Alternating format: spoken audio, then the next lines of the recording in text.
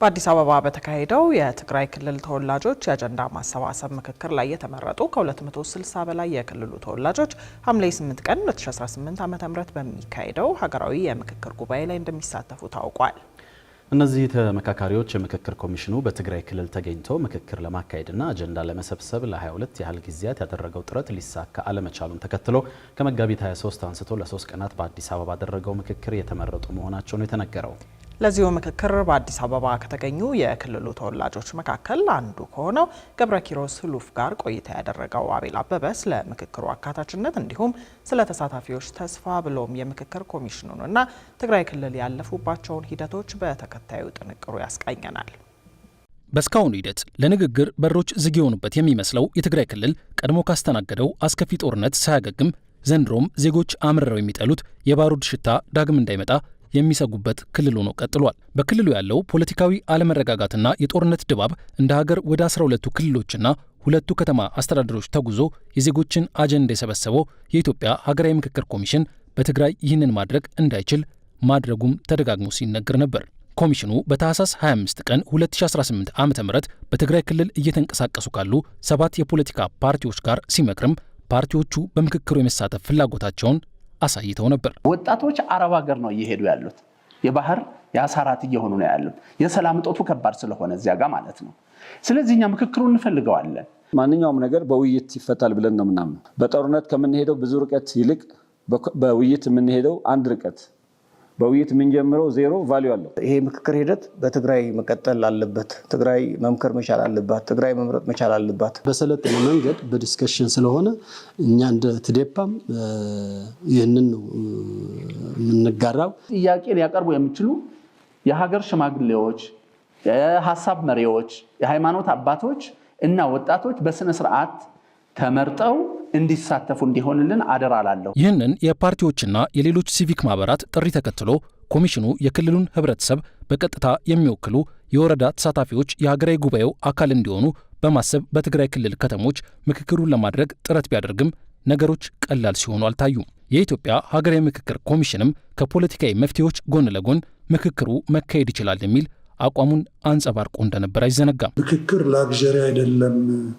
ምክንያቱም ይሄ አፍጥጦ ያለ ጦርነት መርገብ አለበት። ህዝቦች መምከር አለባቸው።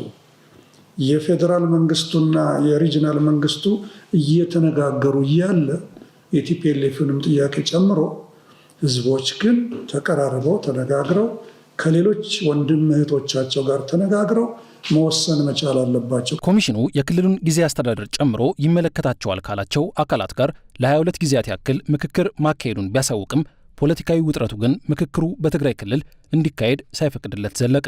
ያንን ተከትሎ ደግሞ የክልሉን የተወሰኑ ተወካዮች በአዲስ አበባ ማመካከርና አጀንዳ ማሰባሰብ አንዱ አማራጭ ተደርጎ ተወሰደ። እናም ከመጋቢት 23 እስከ 25 ቀን 2015 ዓ.ም የተደረገውን የአዲስ አበባውን ውይይት ተከትሎ ለሀገራዊ ጉባኤ ተሳታፊ የሚሆኑ ወኪሎች ተመረጡ። ከተመረጡ ከ200 በላይ የክልሉ ተመካካሪዎች ውስጥ አንዱ ደግሞ ገብረኪሮስ ህሉፍ ነው። የተለያዩ ፖለቲካ ፓርቲዎች፣ ተጽዕኖ ፈጣሪዎች፣ የሲቪክ ማህበራት ተወካዮች እንደገና ከዛ ከማህበረሰብ ከቀበሌዎች የመጡ ማህበረሰብም ነበሩ።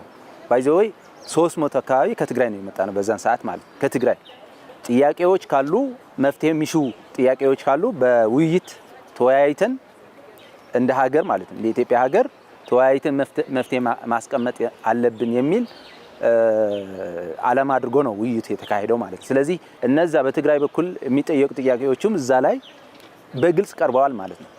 እዛ ወደ ግጭት ወይም ደግሞ ልዩነት የሚፈጥሩ ጥያቄዎችም እዛ ቀርበዋል ማለት ነው። ስለዚህ መጨረሻ ላይም እንደ አጀንዳ ሆነው ምክክር ኮሚሽኑ ወደ መንግስትም መፍትሄ እንዲያመጣ ዓለም አቀፍ ማህበረሰቡ መፍትሄ እንዲያመጣ እንዳለ ዶክመንት አድርጎ ወደ ሌሎች ያቀረበበት ሁኔታ ነው ያየነውና በጣም ደስ የሚል እና በጣም ነው የረካሁበት ውይይት ነበረ ለማለት እችላለሁ። እንደሚታወቀው የኢትዮጵያ ሀገራዊ ምክክር ኮሚሽን ከሁሉም ክልል ብሎም ትውልደ ኢትዮጵያውያን ጭምር የተወከሉበትን ሀገራዊ ጉባኤ ማካሄድ የሚጀምረው ሐምሌ 8 ቀን 2018 ዓ.ም ነው።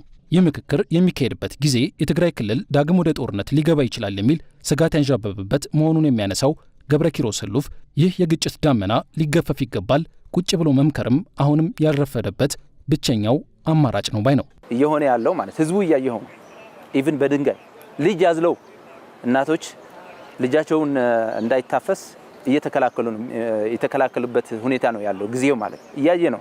ማህበራዊ ሚዲያ በደንብ አድርጎ ግልጽ ነው። አሁን የቴክኖሎጂ ነገር ደግነቱ አሁን ግልጽ ነው። እያንዳንዱ እንቅስቃሴ ግልጽ ናት ማለት ነው። ስካይላይት የነበረው ምክክር ኮሚሽን ራሱ ያቀረበው ኢቭን ለህወሓት ነው ጥሪ ያደረገው። ወደ ሰላም መምጣት አለባቸው። የትግራይ ህዝብ ጦርነት አይፈልግም፣ ሰላም ነው የሚፈልገው።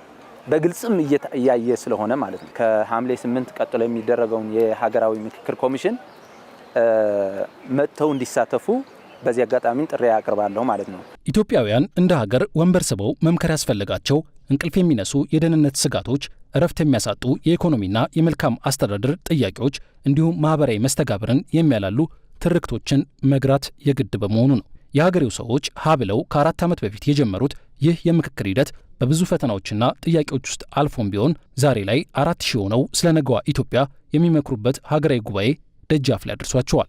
በሀገራዊ ጉባኤው ላይ ለመሳተፍ በጦርነት ብዙ ከተፈተነችው ትግራይ የመጣው ገብረ ኪሮስም ይህ ጉባኤ የነገዋ ኢትዮጵያ ሰላም የሚመለስበት እንዲሆን ብሎም ሀገራዊ አብሮነት የሚጸናበትን በር እንዲከፍት አጥብቆ ይመኛል። መፈታት አለበት የሚለውን ጥያቄዎችን ወደ መድረክ መጥተው እንደ ሀገር ማለት ነው እንደ ሀገር ነው አሁን እየተሰባሰብን ያለነው።